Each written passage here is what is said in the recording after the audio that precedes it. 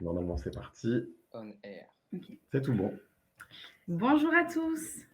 Bien le bonjour à tous également. Salut à tous. Eh bien, écoutez, bienvenue pour cette nouvelle édition du Petit Déj Freelance, la 4e de l'année. Yes.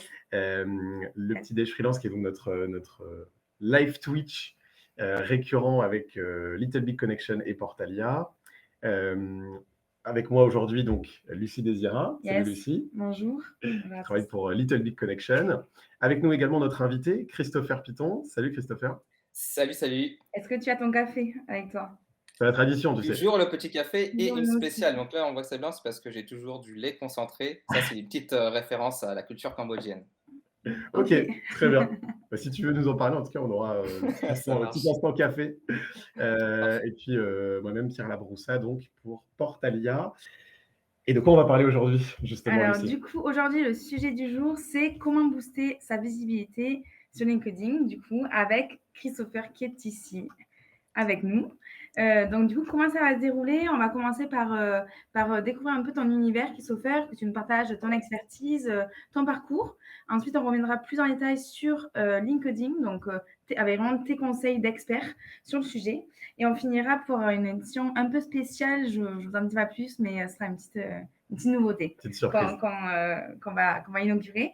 Du coup, Christopher?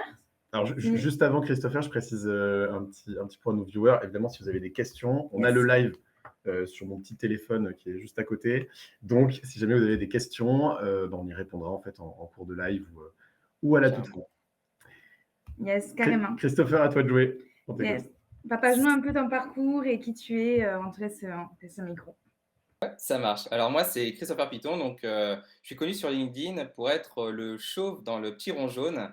Donc, si vous avez Christopher Piton sur LinkedIn, normalement, vous ne devrez pas faire trop d'erreurs. C'est ce gars-là, sans cheveux, dans un rond jaune. Donc, moi, ce que je fais, c'est que j'accompagne les indépendants et les entreprises à développer leur activité sur LinkedIn et plus particulièrement, en fait, à développer leur activité grâce à une stratégie de contenu bien huilée. Et en gros, l'idée, c'est de leur apprendre à écrire de manière persuasive pour d'une part, gagner en visibilité, gagner en crédibilité et maximiser leur nombre de conversions grâce à de la publication sur LinkedIn en l'occurrence. D'accord. Ok, génial. Et est-ce que tu peux nous dire un petit peu quel a été, on va dire, tes premiers pas dans ton activité, ou même ce que tu faisais et comment t'en es arrivé à là? Alors moi, j'ai bossé en fait pendant près de 5 ans, presque 6 ans même, en tant que chargé de projet web dans un gros groupe industriel. Et j'avais différentes missions et en l'occurrence de développer la visibilité des pages entreprises du groupe pour lequel je travaillais. Et à un moment donné, il y a eu un petit challenge avec ma RH, dont l'objectif était justement de développer encore plus la visibilité de la page et à me donner quelques conseils. Et moi, avec mon ego d'époque, je me suis dit, je n'ai besoin de recevoir de conseils de personne. Je vais justement prouver qu'à travers mon propre profil personnel, je peux développer encore plus de visibilité que sur les pages entreprises. Et de toute manière, ma visibilité personnelle apportera de la visibilité aussi sur la page entreprise. Parce que l'idée, voilà, c'est pas de dénigrer la boîte dans laquelle je bossais, mais justement qui est justement une visibilité qui soit encore plus forte. Et à cette époque-là, je me lance un challenge d'écrire un post par jour pendant 90 jours, donc on est le 2 janvier 2018, pour échanger sur différents sujets, partager mes conseils, mon expertise que j'ai eue pendant 6 ans en tant que chargé de projet web. Et du coup, j'abordais différents sujets sur le web marketing, sur le référencement naturel, sur la création de contenu, ce genre de choses, pour petit à petit me constituer une petite communauté et puis voilà, tout simplement prendre plaisir, écrire, parce que je sais que l'écriture, c'est de base une compétence qui est rentable et qui me servira toute ma vie, peu importe ce que je ferai à l'avenir. Et au bout de ces 90 jours, je prends le pli, je prends plaisir, je me rends compte que je commence à gagner en visibilité et encore plus de visibilité que la page d'entreprise pour laquelle je bossais. Je me dis, ah tiens, c'est intéressant ça, c'est très, très intéressant. C'est toi personnellement qui a plus percé, on va dire, que la page de la Ouais. société. Ouais, c'est clair. Et c'est là que j'ai vraiment compris que les profils personnels avaient beaucoup plus de poids que les pages entreprises. Et là, je me suis dit, tiens, il y a un truc vraiment très intéressant. Du coup, j'ai continué à exploiter, à partager des contenus et même à partager des contenus et, en lien avec la boîte pour laquelle je bossais. Et de fil en aiguille, les gens commençaient à me poser des questions, à me demander si, à tout hasard, j'avais différentes prestations, si je pouvais écrire pour eux, si je pouvais faire du coaching, etc. Et à l'époque, non, parce que j'étais salarié, puis ça ne m'intéressait pas d'avoir une activité de freelance. 3 mois plus tard, je refais le point et là, les demandes s'accélèrent. Là, je me dis, ah, c'est vraiment dommage. Il y a un truc à faire. Il y a un truc à faire.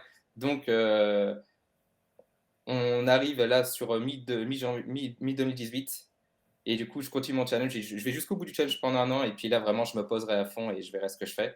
Et début 2019, je lance ma micro-entreprise avec mes premiers clients. Et du coup, j'avais vraiment un side project qui était lancé, qui commençait à porter ses fruits. Et 2 ans plus tard, je démissionnais pour aujourd'hui vivre à plein temps de mon activité. Génial. Donc, du coup, tes clients, tu les as trouvés principalement grâce à cette visibilité que tu as eue sur LinkedIn. Uniquement. Ok. Uniquement sur LinkedIn. 100% LinkedIn. Ouais, c'est ça. Ouais. 100% LinkedIn.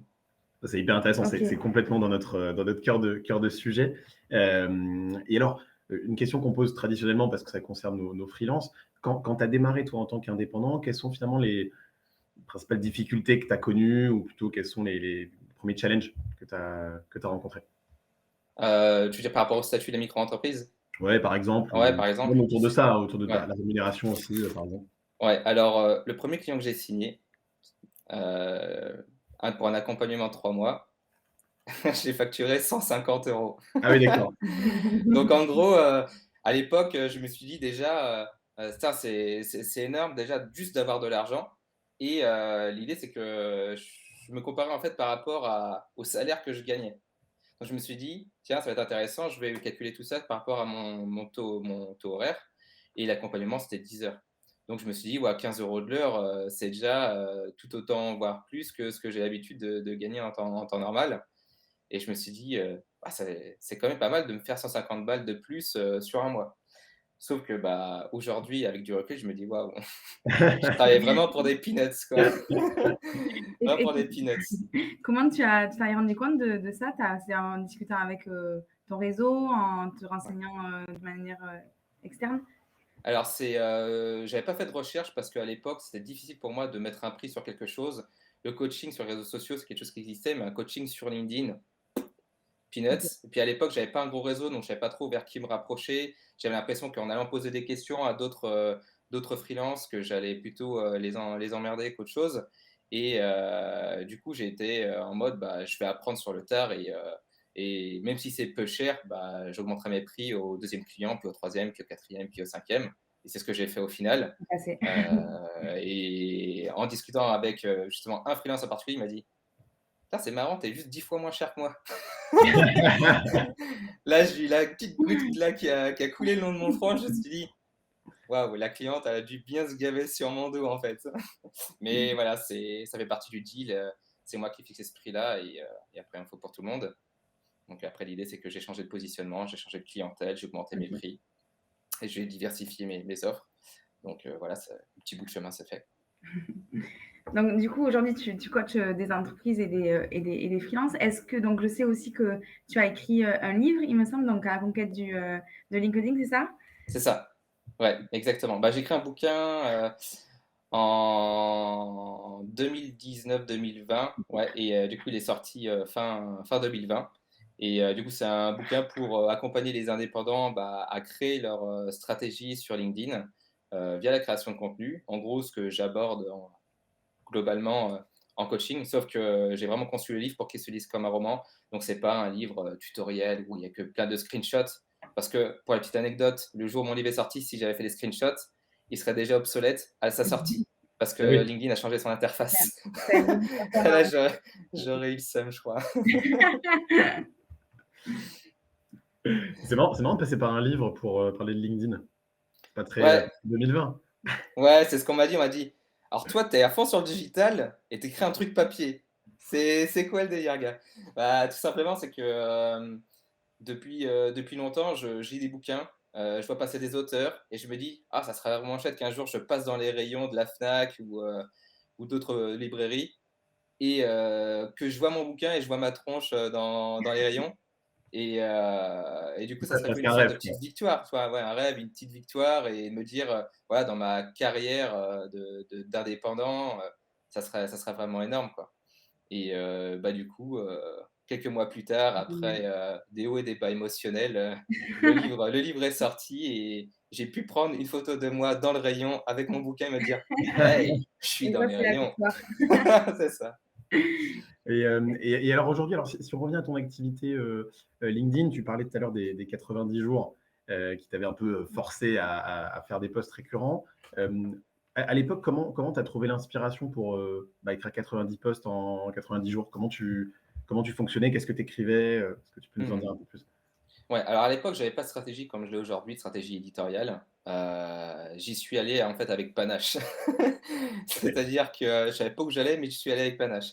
L'idée, c'est que je voulais aborder différents sujets sur le web marketing et que j'allais écrire tous les jours.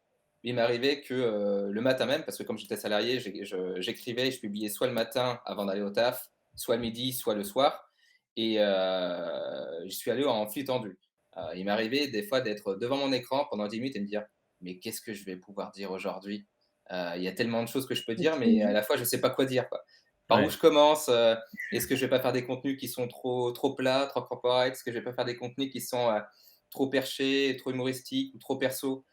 Et du coup, j'ai vu en fait pas mal d'autres créateurs de contenu qui commençaient à vraiment bien s'installer, à prendre la parole sur LinkedIn et qui ne portaient pas le costume trois pièces, qui n'avaient pas un discours très académique, très scolaire ou voire Mmh. très corporate, très lisse. Et ces personnes-là partageaient des anecdotes perso, mais faisaient le pont subtilement avec leur activité pro. Et je me suis dit: «Ah, c'est hyper intéressant ça. Mais qu'est-ce que moi, du coup, salarié, chargé de projet, je peux partager?» Et du coup, j'avais vu un gars qui m'avait tout simplement, qui avait partagé un contenu sur LinkedIn qui disait que, faut tout simplement documenter, partager ses apprentissages, et cetera. Bah, c'est ce que j'ai fait. J'ai partagé ce que j'avais appris moi durant mes 5 années dans le web marketing. Et c'est comme ça que j'ai commencé à créer mes 90 premiers posts Ouais. avec de temps en temps un coup de stress, me dire là il est 19h, il va falloir que je publie quelque chose. À 21h c'était publié, mais je me dis au moins aujourd'hui c'est publié, peu importe s'il y a de l'engagement ou pas d'engagement. Bon, moi voilà, c'est un engagement que je me suis donné avec moi-même. Ça me permet d'installer une routine créative, une Mmh. routine d'écriture et de, de progresser en écriture, tout simplement. Et tu as eu, du coup, tu as généré de l'engagement rapidement ou tu as fallu quand même quelques semaines, pour du coup attirer tes lecteurs? Alors, faut savoir que début 2018, donc maintenant bientôt 5 ans, la portée organique, donc en gros, la visibilité sur les publications était très généreuse. Disons qu'à l'époque, c'était un petit peu le TikTok d'époque. Et aujourd'hui, la portée est encore très généreuse et LinkedIn et TikTok, ce sont vraiment les plateformes sur lesquelles on peut encore buzzer en ayant peu d'abonnés ou peu de relations. OK. Mmh. Il y a l'exemple d'un gars, un maître d'échecs, qui avait 16 ans, qui a fait une publication, sa première publication, il avait 19 relations. Quelques semaines plus tard, 20 000 abonnés et 200 000 likes sur sa publication. Comme quoi, voilà, c'est juste un exemple qui montre que on peut aujourd'hui percer sur LinkedIn, même en démarrant de zéro. Et voilà, c'est comme ça que j'avais moi aussi démarré. Génial. Et aujourd'hui, est-ce que tu fais toujours 90 posts en 90 jours? C'est quoi ton rythme de publication Ouais. aujourd'hui? Alors aujourd'hui, je publie plus tous les jours. Disons que je publie tous les jours de manière cyclique. Je me lance des petits challenges, typiquement, c'est ce que j'avais fait début janvier et j'ai remarqué, une forte corrélation entre, l'intensité de la publication et les nombres de contacts entrants que j'avais, moi sur, mon compte LinkedIn. Il y a différentes écoles qui disent: «Publie tous les jours, ça sert à rien, on finit par lasser son audience». Oui, on finit par lasser son audience si on ne sait pas de quoi on parle et si on aborde les sujets de la même manière et si on n'a pas une réelle réflexion sur sa stratégie. Ceux qui arrivent à publier 2 fois par jour sans lasser leur audience, chapeau parce que les mecs, ils sont ultra créatifs, ils sont hyper productifs et ils arrivent à connecter rapidement leurs idées. Mais ça vient pas en un claquement de doigts ou par magie, c'est tout un travail Mmh. qui se fait quotidiennement. Et petit à petit, le cerveau se muscle, les connexions se font plus facilement avec les idées. Et c'est comme ça qu'on arrive petit à petit à créer une stratégie éditoriale qui soit vraiment efficace. Aujourd'hui, moi, ma fréquence de publication, je suis plutôt à 2-3 posts par semaine. Ok. Il fut un temps, pendant l'écriture de mon livre, où j'étais qu'à une publication par semaine. C'est un très long carrousel, donc je faisais partie des presque des premiers, je ne veux pas non plus me lancer des flammes, etc. Presque des premiers à avoir fait des carousels un peu à l'image Instagram sur LinkedIn, où je mettais en scène différents éléments de la pop culture. Puis après, je me suis mis moins en scène sur les carousels pour avoir justement un contenu qui soit ludique et très, très instructif. Et c'est ça qui m'a permis, pendant que j'écrivais mon livre, de doubler mon nombre d'abonnés. Là, je faisais qu'une publication par semaine au lieu de 7. Ok, Donc, ouais. comme quoi, parfois, l'intensité peut être intéressante. Parfois, le format, on arrive sur un format tendance du moment, on surfe sur la vague et du coup, bah, on explose. Et du coup, c'est ça qui est intéressant, c'est de repérer les tendances, enfin, pas vraiment de sauter dessus sur chaque objet brillant, mais de repérer s'il y a quelque chose d'intéressant à pouvoir en tirer pour pas non plus louper l'opportunité. Mmh. Mais voilà, toujours se poser et se dire: «Est-ce que c'est une priorité pour moi du moment de surfer sur cette tendance-là, oui ou non?» Parce que voilà, si on oublie ses propres priorités, on finit par, ne plus être focus sur, ses Mmh. missions, sur sa création de contenu ou sur d'autres aspects et bah, on Ça peut, procrastine et ça peut nuire un peu à ton activité c'est aussi. ça. Ouais, ouais. Et justement, est-ce que tu as connu des moments un peu de flop ou de belles activités qui t'ont un peu découragée et comment tu as su gérer aussi ces moments-là? Ouais, ah bah, il y a toujours des phases où, il y a une sorte de plateau où, tu te dis: «Ah tiens, c'est marrant, là je décolle plus suffisamment». Il y a toujours des phases de croissance, de grosses phases de plateau. Moi, j'ai une phase de croissance au tout début, bah, quand j'ai commencé, une phase de plateau après, grosso modo en 2019 et quand j'ai commencé à écrire mon livre, en début 2020, pouf, une croissance avec les carousels, un plateau un peu en 2020 et hop, une accélération là en 2022 avec, mon nouveau challenge d'écrire tous les jours. OK. Hem Et du coup, voilà, il y a toujours des phases comme ça et ce qui est intéressant, c'est que dans ces phases de plateau-là, c'est là où il faut prendre du recul, Mmh. se poser les bonnes questions et ne pas dormir sur ses acquis. Le gros problème des gens enfin des personnes qui créent du contenu sur des plateformes, sur les réseaux sociaux, c'est qu'au bout d'un moment, en fait, on les voit tout le temps et puis d'un jour au lendemain, pouf, on les voit Ouais. plus. Parce qu'en gros, ils étaient là à fond sur une tendance et sur le long terme, on les voit plus. Les gens qui D'accord. aujourd'hui, sont sur une plateforme, sur un réseau social depuis 5, 6, 7, 10 ans, c'est que les gars ont réussi, à se renouveler, à tester de nouveaux formats, à Mmh. tester de nouvelles approches, de nouveaux angles d'écriture et c'est comme ça qu'ils arrivent, encore à garder, l'attention d'un lectorat qui peut être là depuis longtemps ou à renouveler leur lectorat au fur et à mesure des semaines et des mois. Une question d'endurance, en fait. Plus Ouais, c'est que ça, de plus qu'en- persévérance, de constance et Mmh. surtout d'itération. Parce que j'entends beaucoup de personnes qui disent: «Ah persévère, tu vas finir à rêver». Ouais, mais si tu persévères, en creusant ton trou, ça va pas aider. L'idée, c'est de comprendre Ouais, il faut se ce qui poser les marche bonnes pas, questions. Mmh. de persévérer, mais d'itérer. C'est-à-dire, bah, OK, j'ai fait des erreurs, bah, comment je fais pour ne Pourquoi? plus les reproduire et pas continuer à faire les mêmes erreurs? Parce que persévérer en faisant les mêmes erreurs, ah, c'est débile, en fait. Ouais. En tout cas, on va regarder plus en détail justement, via notamment notre séquence de fin, voilà, des petites questions, des petites pratiques, pour que tu nous en dises un peu plus sur, déjà ces premiers conseils que tu nous donnes. Je tiens à rappeler évidemment à nos viewers que s'ils ont des questions, Mmh. évidemment, ils peuvent les poser dans le chat. J'ai le chat juste à côté de moi, donc Allez-y. on sera en mesure de te les poser et d'y répondre, soit en cours de live, soit en fin de live. On voulait aborder également le sujet de LinkedIn de manière plus globale. Là, on a vu un peu, finalement, comment toi, tu avais réussi à Mmh. transformer LinkedIn et en faire ton activité. Aujourd'hui, pour les freelances qui nous regardent ou toute notre communauté, pour toi, pourquoi aujourd'hui c'est important d'être présent sur LinkedIn en 2022? Ouais. Alors être présent sur LinkedIn en 2022, ça permet de développer son propre monopole personnel et donc c'est-à-dire, développer sa propre image de marque personnelle. Aujourd'hui, il y a pas mal de freelances qui sont sur différentes plateformes, type, Fiverr, Malt, et cetera, pour essayer de se faire, missionner Oui, sur, t'aider. différents contrats, Le call to ouais, et Poser action. des cetera. questions. Exactement, sur différents contrats. Donc ça, ce sont des très, très bonnes alternatives. Après, il y a d'autres moyens aussi de pouvoir, attirer des clients et en l'occurrence, bah, c'est en, gagnant en visibilité sur, bah, LinkedIn en l'occurrence. Donc en créant du contenu, en partageant son expertise, en partageant aussi, d'autres aspects comme, ses échecs, ses réussites et cetera, on finit par, créer un petit réseau, un réseau qui est de plus en plus, heu, solide, de plus en plus fidèle.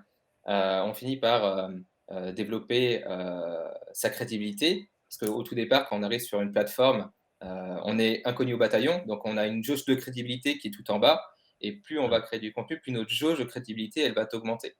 Ce qui fait que de fil en aiguille, on finit par être contacté par les bonnes personnes, si le profil est bien optimisé, si nos contenus intéressent vraiment l'audience à qui on s'adresse, si on répond à des problèmes tangibles, des problèmes émotionnels qu'eux ont au quotidien dans leur activité.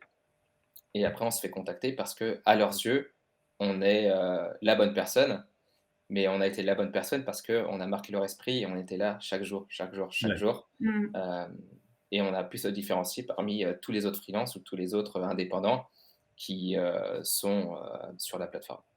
Et Complètement. c'est ce que tu vois aujourd'hui d'ailleurs, tu vois que grâce à LinkedIn et grâce à la présence LinkedIn, des freelances, des consultants, des personnes que toi t'accompagnes, sont plus visibles, trouvent des missions plus rapidement, des meilleurs tarifs. Tu le vois concrètement, toi, dans ton quotidien?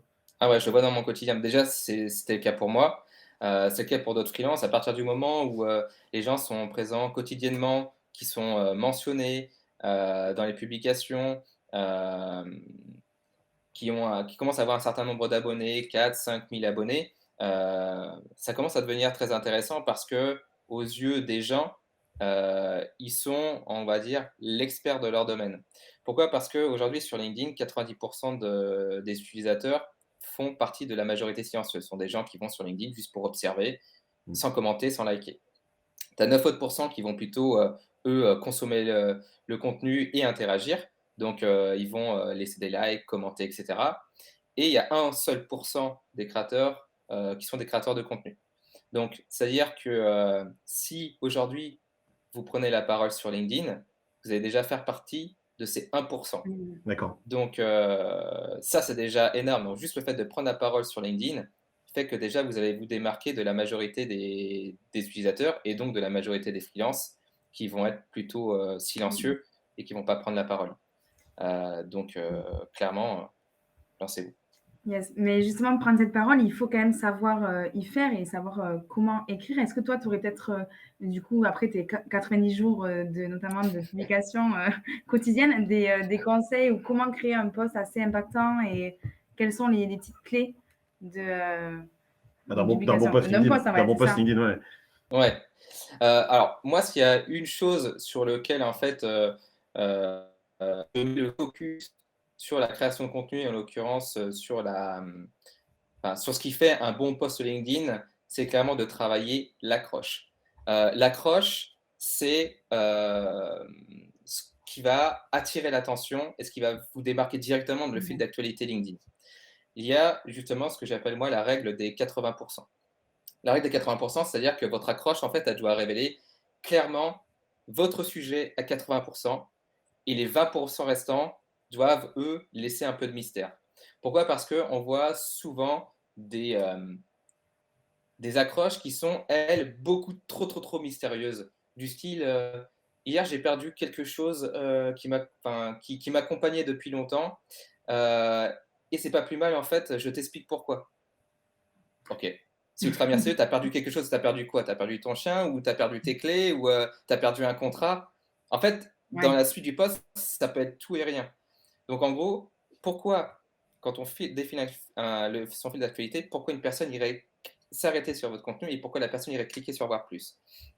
Si la personne a aucun intérêt dès le départ à lire la suite, c'est que déjà vous n'êtes pas différencié de la masse et les gens vont aller sur une autre accroche qui les ont davantage interpellés. Ok. Et par rapport à ça, d'ailleurs, il y a souvent une question qu'on se pose, c'est tu sais, la question du commentaire, la question de prolonger Ouais. son post et de mettre absolument un commentaire Ouais. avec plein de hashtags et autres. Qu'est-ce que tu préconises d'ailleurs là-dessus? Ouais, alors quand on voit pas mal de publications ou de commentaires avec beaucoup de hashtags, c'est majoritairement les gens qui viennent sur LinkedIn avec les codes d'Instagram. Ou qui ont une fausse croyance que plus je vais mettre de hashtags, plus potentiellement je vais rendre mon post visible sur les différents mots-clés des hashtags. Sur LinkedIn, pas vraiment. En fait, c'est vrai que dans la culture anglo-saxonne et chez les Américains notamment, les hashtags sont beaucoup plus utilisés dans l'utilisation même en fait de la plateforme LinkedIn. Pour les Français et pour avoir discuté avec pas mal de personnes, que ce soit des clients, que ce soit d'autres amis entrepreneurs ou même via des messages privés sur LinkedIn, l'utilisation des hashtags est très peu utilisée en France. Alors ça peut apporter un petit élan de visibilité, mais franchement, c'est peanuts. Ok. La plupart des gens vont être focus sur comment je peux faire pour gagner plus en visibilité à travers des petits hacks, Mhm. des petits éléments supplémentaires, au lieu d'être focus sur est-ce que mon contenu va être suffisamment Mhm. intéressant pour l'audience que je cible, pardon. Donc, Ok. le commentaire va vraiment être intéressant. En gros, plus on a de commentaires sur LinkedIn, plus on gagne en visibilité. Ça, Ouais. c'est un fait. Après, il y a plutôt la question des gens qui ont sur le lien. Est-ce que je publie un lien dans mon post Ouais, ou ou est-ce que dans le je publie un commentaire, ouais. lien en commentaire? Mhm. Alors, c'est là que c'est intéressant, c'est que les gens ne se posent jamais la question de pourquoi je fais les choses et ils appliquent parce qu'ils ont vu que machin bidule a dit qu'il fallait faire ça, alors je fais ça. Euh, Publier un lien dans le post, ça va pas pénaliser votre visibilité à proprement parler. Ce qui va pénaliser votre visibilité, c'est les gens qui vont majoritairement cliquer sur le lien dans votre post et qui vont sortir de la plateforme. Ils vont forcément passer beaucoup moins de temps sur votre publication. Ils ont juste lu, ils seront partis. Alors que si, justement, vous incitez les gens à laisser des commentaires, si vous publiez, en fait, par exemple, un lien en commentaire, bah, ce qu'elle va faire, c'est que les utilisateurs vont passer beaucoup plus de temps sur votre contenu, et ça, c'est pris en Mhm. compte par l'algorithme, le Ouais. temps passé sur une publication. Ce qui fait que bah, forcément, plus vous avez de commentaires, plus les liens sont publiés en commentaire, majoritairement, plus vous avez la possibilité que euh, les gens passent de temps sur votre contenu et que votre Ouais. contenu soit Ouais, davantage c'est diffusé. très vertueux. Ok. Voilà, Très c'est clair. ça. Et du coup, nous allons pouvoir, je pense, Alors, passer j'ai à juste la petite. j'ai une petite question Twitch Ah, une question, d'abord, ok. une question de Clémence. Alors, il y a plusieurs questions, donc Ouais, je dis tout et puis on traite au fur et à mesure. ok. Alors, bonjour à tous les trois. Quels sont les top sujets que tu abordes dans tes publications? Quels sont ceux qui génèrent le plus de réactions? Si tu as des exemples, les top Ouais, sujets et des réactions. Et est-ce que tu as des outils payants sur LinkedIn et est-ce que ceux-ci sont nécessaires? ouais. Donc, On va top répondre sujets. question par question. Déjà la Ok. première. Donc, quels Ouais. sont les top sujets que tu abordes, toi, dans tes publications? Alors que j'aborde moi dans mes publications, les top sujets, ça va être des sujets qui sont en lien bah, avec LinkedIn, la création de contenu et après tout ce qui va être les coulisses de, on va dire, de l'entrepreneuriat. C'est-à-dire que moi, en tant qu'indépendant, freelance, donc c'est vraiment les trois thématiques que je vais utiliser. Donc généralement, c'est sous trois aspects. Une thématique qui va être beaucoup plus large, qui va cibler une audience plus large. Une thématique qui va être plutôt intermédiaire, qui va toucher une cible euh, pas trop large, mais pas trop nichée. Et du contenu qui, lui, va être beaucoup plus niché. Donc les contenus sur LinkedIn, pour moi, ça va être du contenu plutôt niche. Les contenus sur la création de contenu de manière globale, l'écriture, ça va être du contenu intermédiaire. Et les contenus sur l'entrepreneuriat, ça va être du contenu plus large. Ok. D'accord. Et là-dessus, qu'est-ce qui génère le plus de réactions? C'est quoi Bah, ce ce qui est genre de intéressant, c'est visibilité? que je vais avoir potentiellement peut-être plus de réactions sur du contenu très large, mais c'est pas ça qui va m'apporter davantage de contacts. Ce qui va me permettre, moi, d'avoir plus de conversions, ça va être sur des contenus niches qui Ouais. feront moins d'interaction, moins d'engagement, mais c'est ça qui va m'apporter plus de contacts. Parce que généralement, je demande aux gens comment ils m'ont connu et je creuse un peu pour savoir quel sujet, et généralement, sont sur des sujets qui sont beaucoup plus pointus. Parce que c'est là où je partage des contenus avec beaucoup plus d'expertise, etc. C'est là où il faut faire attention avec cette fameuse course au like où plus je vais faire du contenu visible, plus potentiellement derrière je vais pouvoir me faire de l'argent. Alors, oui et non, toute proportion gardée. L'idée, c'est qu'il faut trouver justement un équilibre juste au milieu, à la fois faire des contenus qui ont un potentiel de viralité plus fort, qui vont parler à plus de monde, et des contenus qui vont parler uniquement à notre cœur de cible, et Mhm. des contenus sur lesquels on va vraiment partager notre expertise. L'idée, c'est d'attirer beaucoup plus de personnes sur des contenus larges pour qu'ils nous découvrent, pour accélérer cet effet de découvrabilité, qui découvrent notre profil et qui voient, ah tiens, il parle aussi d'autres sujets, la création de contenu, et puis aussi, il parle de LinkedIn et comment gagner en visibilité et monétiser son lien sur LinkedIn. Et du coup, des gens qui m'ont découvert par un sujet plus large vont peut-être être intéressés par des sujets beaucoup plus niches et suivre mes contenus plus niches et potentiellement peut-être me contacter dans les semaines à venir pour bosser avec eux. Ok, très clair. Et du coup, si on suit aussi les questions donc, de Clémence concernant les outils payants, est-ce que toi tu en utilises ou quel avis tu as Ouais. à ce sujet? Alors moi, j'ai la version Premium Business de LinkedIn. Pourquoi? Tout simplement parce que dans mon activité, je vais voir beaucoup de profils. Sauf que si je le fais de manière gratuite, je me fais striker mon compte. je le fais bloquer. Donc je me suis déjà fait bloquer mon compte 2 fois et au bout de la 3e fois, j'avais pas trop envie de me faire, supprimer le compte. C'est arrivé à d'autres entrepreneurs et ils ont dû recommencer à zéro. OK. Donc là, c'est un peu plus difficile, donc on perd tout ce qu'on a fait. Ce qu'on perd pas, c'est nos compétences, l'écriture. Donc tu peux redémarrer à zéro et retrouver le même niveau, sauf que ça va juste prendre un petit peu de temps. Mmh. Hem Sinon, notre outil payant, ce que j'utilise, moi, c'est, Shield App. Donc c'est une Mmh. application qui permet de suivre les performances, de mes publications. Donc j'ai un gros tableau de bord. On peut très bien faire ça sur Excel, le suivi des likes, des interactions, et cetera, des sujets. En fait, en Ouais. utilisant cet outil-là, ça me permet tout de suite de filtrer, de voir quels ont été les contenus les plus performants sur le mois précédent ou sur l'année précédente, et voir quels sont les contenus que Ouais. potentiellement moi je peux recycler. C'est-à-dire qu'il y a beaucoup de gens qui disent: «Oh non, recyclage, c'est mal, tu fais pas d'efforts et tout». Sauf que non, c'est le côté plutôt, malin de se dire: «OK, ces contenus-là ont cartonné. Pourquoi? Comment je peux les réutiliser?» Sans forcément faire un copier-coller, mais comment je peux les réécrire? Parce que la force d'un créateur de contenu, c'est pas tant d'avoir chaque fois de milliers de nouvelles idées, c'est d'utiliser la même idée, de réussir à la décliner 1000 fois. Et c'est ça qui est vraiment très intéressant. Et du coup, bah, c'est comme ça que j'ai réussi à décliner plusieurs fois un même sujet, mais avec un angle d'écriture, soit en ayant une approche étape par étape sur j'explique ça fonctionne. Un autre post sur lequel je vais plutôt apporter une anecdote personnelle, et sur un autre post sur lequel je vais partager une échec en lien avec le même sujet. Enfin, il y a plusieurs manières en gros Mmh. de décliner un même sujet. OK. En tout cas, si tu veux republier, le post lié à ce live, nous, on t'en voudra pas, hein. Tu peux Il y y aura le aller, replay. Allez-y. si Il y c'est aura une le bonne replay, idée. donc il y aura pas de souci. Et juste, par rapport à cet outil-là aussi, tu dois avoir sûrement des infos sur ta cible, enfin la communauté du coup que tu, que tu captes avec tes posts. Est-ce que tu fais aussi en fonction de cette cible-là, le contenu de tes publications? Alors la seule difficulté avec LinkedIn, parce que contrairement par exemple à Google Analytics ou Ouais, les analytics de Facebook, c'est qu'on va avoir très très peu d'infos sur la les communauté infos ou démographiques, sur le genre, sur ce genre d'éléments-là. Ça, on va les avoir si on utilise une version beaucoup plus premium qui est 16 Navigator, où là, c'est un outil qui sert OK. surtout un peu de CRM et puis de faire de la Mmh. prospection sur LinkedIn. On a davantage d'infos, mais de manière gratuite. C'est un peu chou blanc, hein. En gros, l'idée, c'est du test and learn, quoi.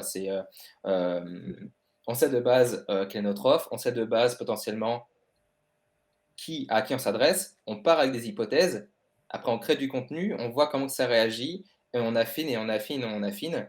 L'idée, c'est vraiment de bien interpréter et d'analyser les commentaires, surtout les commentaires constructifs qui vont nous apporter des billes potentiellement pour avoir de nouvelles idées et nous Mmh. dire: «Ah tiens, ce genre de contenu-là, ce genre de sujet-là, il plaît, je vais creuser davantage là-dedans et je vais voir si ça continue à prendre». Et puis de fil en aiguille, c'est peut-être comme ça aussi qu'on arrive à trouver un positionnement qui est beaucoup plus clair et, et Mmh. une cible qui est beaucoup plus niche. Et j'ai une petite question par rapport à ça. Tu nous parlais des outils. C'est Margot Smith qui nous pose la question. Salut Margot.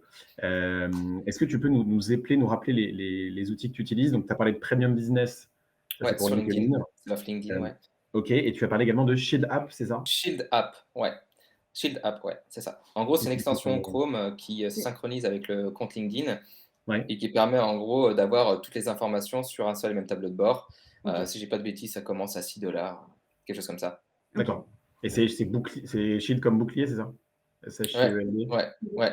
Ah, App, ouais. OK, top. très bien. Tout Je collé. pense que Firmin Mettre dans le va chat nous, va pour, nous- pour va les nous le noter dans intéressés. le chat. OK, top. Yes. Bon, mais passons à la dernière, petite partie, édition spéciale, All right. du coup, are you ready? Non, mais du coup, donc ça va être un peu, une petite, un petit jeu pour avoir ton avis, sur, certains comportements à avoir ou non sur LinkedIn. Donc, on va un peu, citer des généralités, des situations qui sont assez communes et du coup, avoir ton avis, sur ce comportement-là. Évidemment, OK. s'il y a d'autres situations que Bien certains sûr. joueurs voient, N'hésitez évidemment, pas, n'hésitez à Ouais. envoyer, Peut-être leur donner à la d'autres idées en fait en faisant ce jeu, ouais. c'est ça.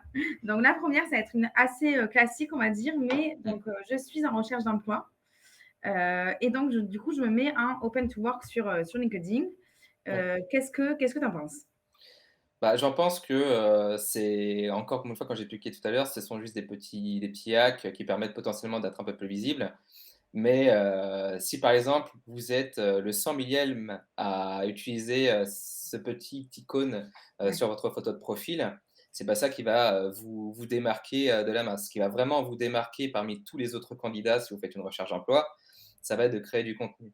Alors, certes, ça peut faire peur, parce qu'il y a pas mal de blocages à l'idée de créer du contenu sur LinkedIn, etc. Du point de vue corporate, etc., on pourrait rentrer dans les détails, mais l'idée, c'est de se dire, OK, par rapport aux autres candidats, quelle est la manière de vous différencier le plus rapidement? Bah, ça va être, par exemple, de documenter vos apprentissages.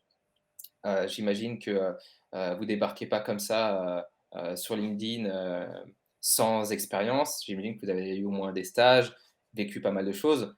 Donc l'idée, ça va être de vous mettre dans la peau d'un explorateur et pas dans la peau d'un pseudo-expert ou dans la peau de Jean-Michel J'ai tout bon.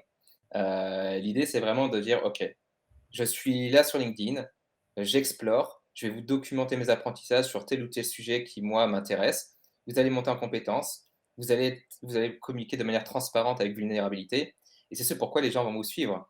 Pourquoi? Parce que j'en suis sûr que vous connaissez au moins 10% d'un sujet. Et en connaissant 10% d'un sujet, vous connaissez beaucoup plus de choses que 90% des autres personnes qui ne sont pas à ce stade-là. Donc, tu peux t'en servir pour Ok. notamment. Pour apprendre quelque chose aux autres. Voilà, c'est sûr. Ok. Donc, plutôt trouver du contenu impactant plutôt que de se mettre, enfin, pour se Donc, démarquer, uniquement activer la vignette, quoi. plutôt que C'est d'activer. ça, exactement. Ça sera la meilleure manière de se démarquer. Ok. Et lorsque les recruteurs vont aller voir sur votre profil, ils vont voir que le profil est actif. Ils vont voir Ouais. ce que vous avez Ouais. publié. Et du coup, en ayant pris la parole, bah déjà, ça vous permet de vous démarquer de la masse. Yes, ok. Et alors, en transition avec ça, j'ai une autre situation. Donc, justement, je suis en recherche d'emploi, ou pas d'ailleurs, hein, je peux être très bien. J'ai un événement professionnel qui se présente. Et mon premier réflexe, c'est d'ajouter tout le monde sur LinkedIn. C'est-à-dire les personnes que j'ai rencontrées, avec qui j'ai échangé, peut-être parfois même les personnes avec qui je n'ai pas échangé. Est-ce que tu penses que c'est une bonne pratique, cet ajout massif? Qu'est-ce que tu en dis? Ouais. Alors, premièrement, si on se focalise d'un point de vue algorithmique, si vous invitez tout le monde, enfin tout le monde, vous allez retrouver avec des gens, parce que certaines personnes vont accepter, avec des personnes qui vont pas être très actifs, peut-être sur LinkedIn, des personnes qui potentiellement vont pas être intéressées par ce que vous dites. Et LinkedIn, il va présenter votre contenu à un échantillon de votre audience, de vos relations. Si la majorité de ces gens-là sont inactifs, bah, votre contenu va faire un flop. C'est pour ça qu'il y a des gens qui disent parfois: «Ah, je comprends pas, pourtant j'ai passé du temps à écrire mon contenu et ça prend pas, il y a personne qui like». Parfois, en fait, ça vient tout simplement du réseau qui est pas très bien entretenu, qui est pas nettoyé, et sur lequel il y a pas de filtre en amont sur l'acceptation des invitations.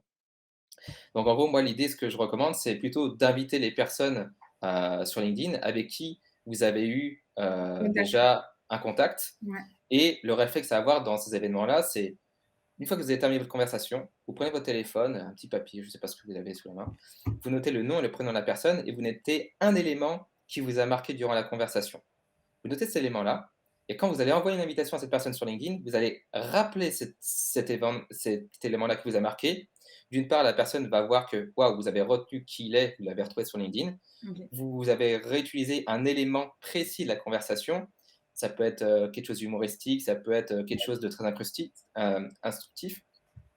Et du coup, bah, vous allez avoir un taux de réponse qui va être beaucoup plus fort et potentiellement une conversation qui peut s'amorcer et des personnes qui vont être vraiment intéressées par ce que vous dites et potentiellement aussi interagir sur vos contenus. Ok. Très Super clair. intéressant, ouais. Du coup, vraiment trouver la bonne accroche pour après la Accroche toujours. Toujours l'accroche. Toujours, que ce soit dans mes C'est messages de ça. notification. Donc, autre situation, du coup, il m'arrive un échec dans ma vie pro. Donc, que ce soit une mauvaise rencontre, une mauvaise situation, une déception, enfin. Et du coup, je la raconte sur LinkedIn à travers un post. Qu'est-ce que tu en penses de... voilà. On peut voir que ça représente, Oui, il y a ce beaucoup. que ça représente en fait sur LinkedIn, Ouais. notamment les récits d'échecs. Et c'est vrai qu'on voit pas mal de posts sur ça, sur des échecs de la vie pro. Donc, je sais pas, toi, comment tu perçois. Par rapport à ça, raconter un échec sur LinkedIn, bien au contraire, ça met en avant votre vulnérabilité. Et mettre en avant sa vulnérabilité, c'est pas quelque chose qui va jouer en votre défaveur, bien au contraire. Là où il faut faire attention, c'est que raconter un échec, c'est intéressant, parce que ça montre que vous êtes humain, ça montre que vous n'êtes pas parfait et que vous êtes un freelance qui voilà, a des hauts et des bas dans son activité. Par contre, il faut, à mon sens, dans le contenu, expliquer quels sont vos enseignements, quelles sont les leçons que vous avez apprises suite à cet échec. Comment vous avez rebondi. Si c'est juste évoquer un échec pour évoquer un échec, ça va plutôt ternir votre réputation et dire oh là là, il a vraiment craqué le gars, quoi. Par contre, si vous expliquez un échec et que vous expliquez comment vous en êtes sorti Mm. et comment ça peut aider l'audience, en tout cas les gens qui vont vous lire, là, c'est quelque chose de beaucoup plus fort. Là, vous apportez une réelle valeur perçue et du coup, potentiellement, les gens vont se dire: «Waouh, ce gars-là, il a vécu ça, il a réussi à s'en sortir comme ça, c'est hyper inspirant. Moi, je suis dans cette situation-là, ça va pouvoir m'aider» et là, vous allez créer un lien beaucoup plus fort. Vous allez créer une connexion émotionnelle et votre post va davantage résonner dans l'esprit des gens qui vont vous lire. D'accord, Ok. très Ok, clair. donc, Donc toujours ce mix, hein. Tu me dis toujours l'accroche, mais toujours ce mix aussi Ouais, entre échec, enseignement et réussite aussi, parce que c'est aussi le jeu ça. de LinkedIn. On a encore une ou deux situations yes. à te présenter. Je suis quelqu'un, et c'est notamment vrai dans notre cible de freelance, je suis quelqu'un d'assez expérimenté. J'ai travaillé peut-être 30 ans dans le monde professionnel, ou un peu moins. Et mon premier réflexe, c'est de détailler de manière hyper précise mon profil LinkedIn. Je Mmh. mets mon poste, ma boîte et vraiment Toutes les un expériences. détail vraiment apporté. Ce qu'on ne peut pas faire sur un CV, peut-être parce que c'est trop limité, on en fait un dossier de Mmh. compétences en fait sur LinkedIn. Est-ce que tu penses que c'est une bonne idée de détailler autant? Alors, moi, je vois enfin, ce que j'enseigne en tout cas, c'est qu'il ne faut pas utiliser, son profil LinkedIn, pardon, comme un CV. Bien au contraire, moi je le conseille plutôt de le voir comme une page de vente. Pourquoi? En gros, c'est de me dire: «OK, lorsqu'un visiteur vient sur mon profil, qu'est-ce qu'il voit en premier et en quoi je vais lui être utile? Qu'est-ce qu'il a à y gagner dès les premières secondes en arrivant sur mon profil?» Donc en gros, forcément, il y a tout un travail sur la photo, la bannière, le type de profil et cetera. Mais concernant l'expérience, l'idée, à mon sens, c'est pas tant de tout détailler, avec des systèmes de bullet points comme on pourrait le voir sur, qu'est-ce que je fais, qu'est-ce que j'ai fait et cetera. Ça risque potentiellement peut-être de lasser les gens. D'un point de vue, algorithmique, c'est intéressant. Plus il y a de mots, plus il y a de mots-clés, plus potentiellement vous allez pouvoir vous rendre visible lorsqu'une Ok. personne va effectuer une recherche sur LinkedIn. Mais ça, c'est plutôt d'un point de vue, on va dire, pour le robot, plaire au robot. Mais si vous voulez plaire au lecteur, à la personne qui visite votre Ouais. profil et pour justement qu'il découvre un petit peu plus qui vous êtes et ce que vous pouvez, encore une fois, lui apporter, parce Ouais, qu'il faut toujours avoir un regard à qui on s'adresse et pas regarder son nombril. L'idée, c'est justement de pouvoir potentiellement rédiger la rubrique expérience en mettant le focus sur une anecdote marquante, Ok. Ou un le projet. focus sur les résultats qu'on a pu obtenir et potentiellement les bénéfices qu'on a pu apporter à nos clients, qu'on a pu apporter. Voilà.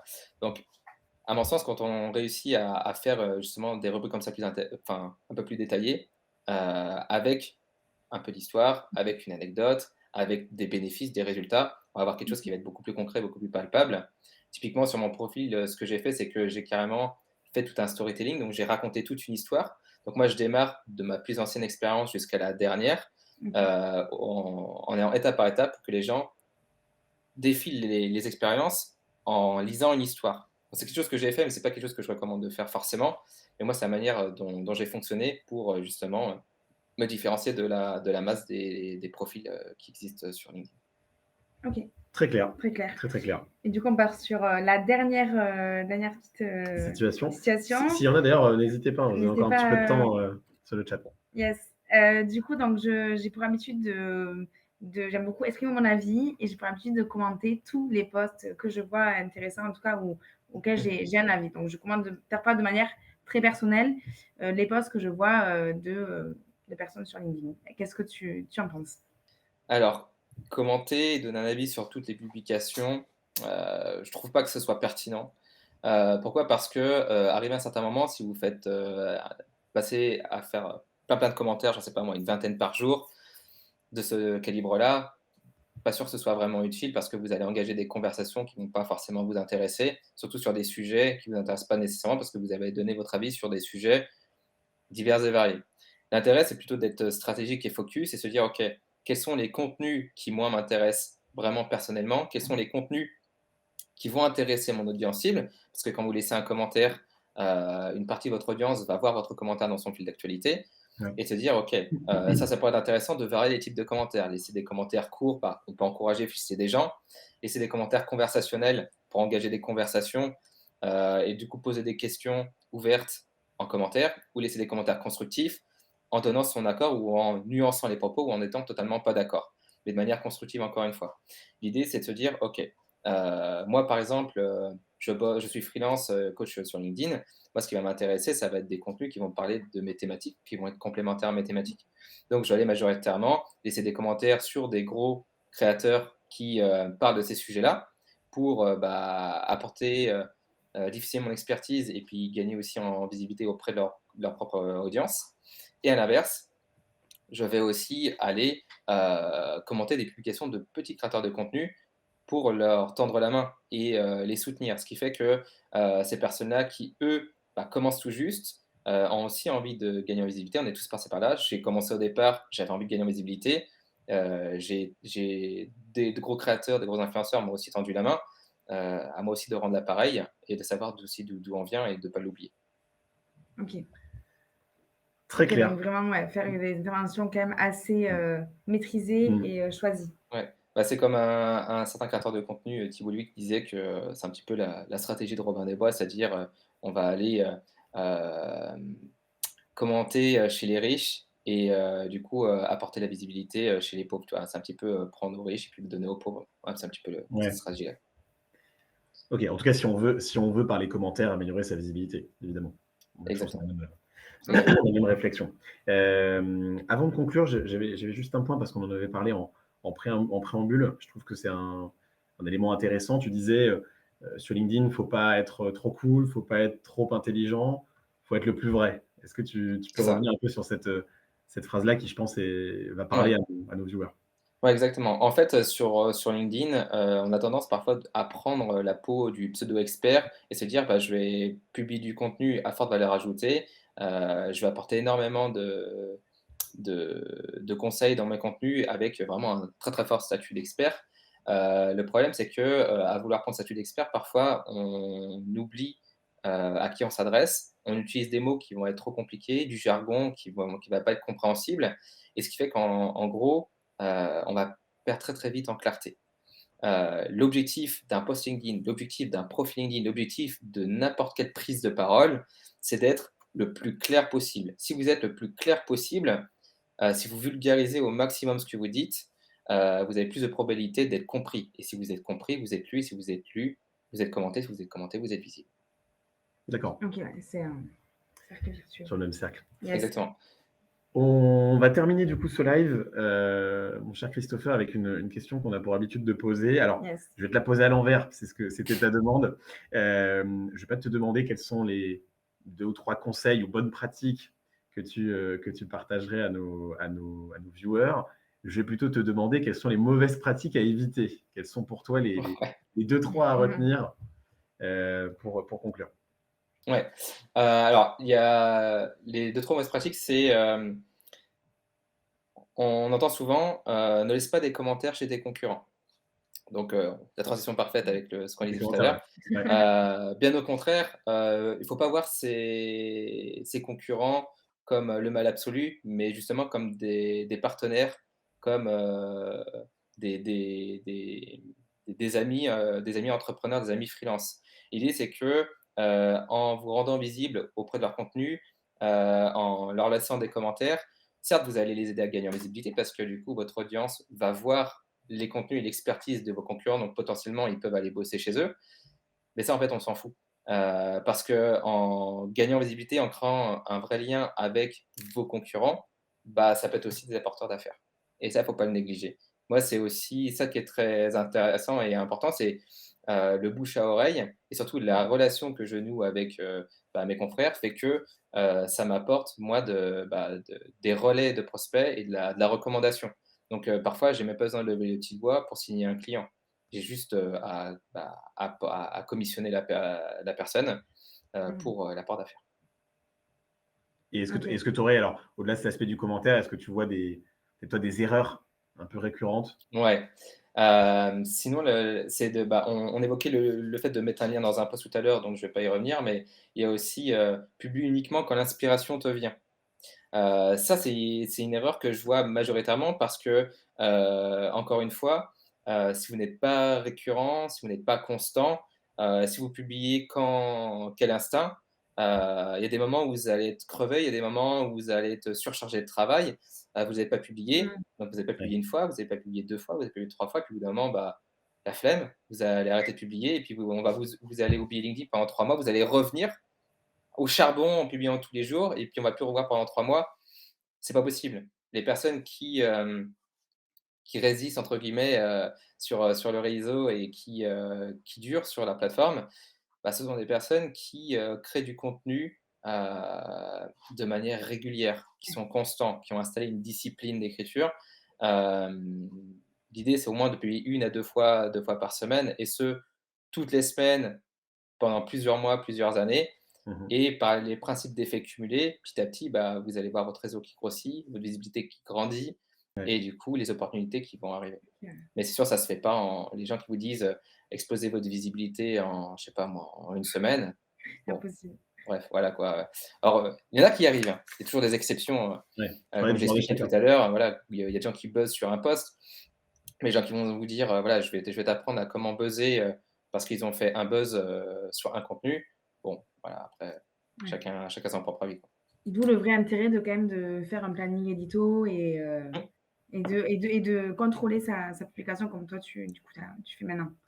c'est ça, ouais, mettre en place un calendrier. Après, l'idée, c'est d'avoir un fil rouge, c'est pas d'être ultra strict. Si à un moment donné, on va publier de manière spontanée, bah, on publie de manière spontanée, on déprogramme un post et puis on le reprogramme, c'est pas un problème. Pour moi, c'est se dire d'avoir un cadre, de savoir que s'il y a un jour où je suis vraiment pas bien, bah, ça va quand même publier, ça va quand même sortir. Oui, Parce que on le va ouais, contenu est prêt, le ouais, sujet est déjà posé, quoi. OK. On a une petite question de chat, avec Yes! Christopher, on va pas conclure tout de suite du coup. Alors on Non, en non, a il y a un pas de petit peu souci. Il y a on en a encore un du petit temps, peu allez-y. il y a encore du temps, donc on peut y aller. On en a un petit peu parlé tout à l'heure, donc c'est une question de Dianou Tex. Bonjour, est-ce qu'il faut mettre toutes ses expériences depuis le début, donc job étudiant, job d'été, ou plutôt créer un profil qui dirige les lecteurs vers le poste ou le secteur qu'on veut et supprimer les autres? On en a un petit peu parlé tout à l'heure, mais tu peux peut-être Dans refaire le le cadre d'une recherche d'emploi, c'est ça? dans le cadre d'une recherche Ouais, d'emploi. à mon sens, si tu démarres dans ton activité de freelancing, ou que tu es en recherche, d'emploi et que tu as peu d'expérience, c'est de maximiser toutes les expériences passées que tu as. C'est-à-dire que si tu veux, rédiger un profil dans l'objectif de toucher un poste en particulier et que tu veux mettre en avant que les expériences qui vont intéresser le recruteur pour le poste que tu vises, Mmh. bah, si tu n'avais que 2 expériences, ça va être délicat d'en Mmh. sectionner une. Ça se peut, tu vas devoir virer les 2, tu vas te retrouver avec un profil vide. Donc l'idée, c'est de se dire: «Comment je peux, hem, maximiser, les efforts investis? Comment que je peux, réussir à bien communiquer sur mes expériences passées?» Encore une fois, c'est ça, c'est de se mettre dans la peau d'un explorateur. Qu'est-ce que tu as appris? Heu, Quelles compétences tu as acquises? Et qu'est-ce que ça t'a permis d'atteindre comme objectif, comme résultat, comme réussite? Pas besoin de dire, «J'ai réussi à faire, 10 000 € de chiffre d'affaires pour tel ou tel client». Une Ouais. réussite, ça peut être une petite victoire et qu'est-ce qu'une petite victoire pour toi? Voilà, au moins ça te permettra d'avoir un profil qui est déjà beaucoup plus clair, et encore une fois, l'idée de clarté et de transparence, parce que le jour où tu te retrouves devant un recruteur, si tu as trop embelli les choses, bah, il va le savoir tout de suite. Ouais, bien sûr. Eh bien, Je écoute, pense je pense qu'on va qu'on conclure est OK là. là-dessus. En tout cas, je tenais à te remercier, Christopher, pour le temps que tu as passé avec nous, pour Yes, Bah, avec plaisir. voilà, le temps que tu as venu nous accorder aujourd'hui et tous tes bons conseils. c'était top. C'était génial. Et en plus, ton premier live, je crois? Premier Twitch? live Twitch, ouais, ouais, Yes. ouais, c'est clair, Ouais, ouais. pour Du coup, baptême. top. C'est ça. On Bah, est écoute, ravis d'avoir pu faire ça avec toi. c'est ça, merci de nous avoir Bah, choisis. avec plaisir. Merci à vous pour, m'avoir laissé, prendre la parole sur Twitch. Donc c'est Bah, top. c'était super intéressant. S'il y a d'autres questions, n'hésitez pas. On va mettre les liens dans le chat aussi et pense que Christopher, tu restes disponible aussi si jamais il y a Yes. des petites questions qui viennent après. C'est ça. Alors, petit rappel, donc du coup, si les gens veulent te suivre, donc c'est Christopher Piton, Piton P-I-T-O-N, et ton livre, du coup, À la conquête de LinkedIn, qui est donc disponible, je pense, sur Internet, je suppose. Sur Internet et dans toutes les librairies classiques en France. Dans toutes les librairies classiques. Eh bien, très bien. Bah, écoute, encore une fois, on te reconnaîtra à la page de garde. C'est ce que tu disais. C'est ça. Un chauve dans un rond jaune. Avec un haut noir. Donc, voilà. Parfait. Bah, écoute, en tout cas, merci encore d'avoir été avec nous, Christopher. Merci, Lucie.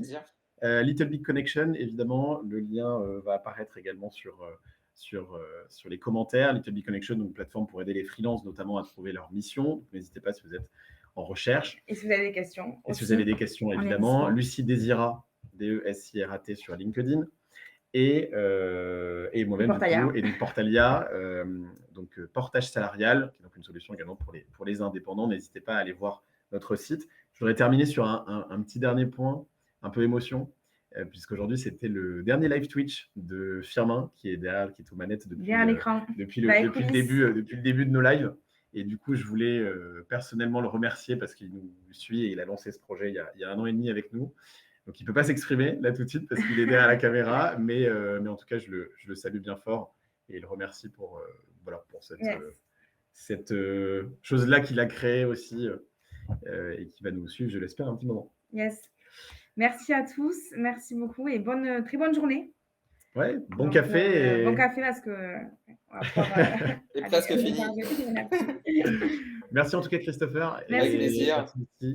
Très bonne journée à vous et à vous deux et puis à vous tous sur Twitch.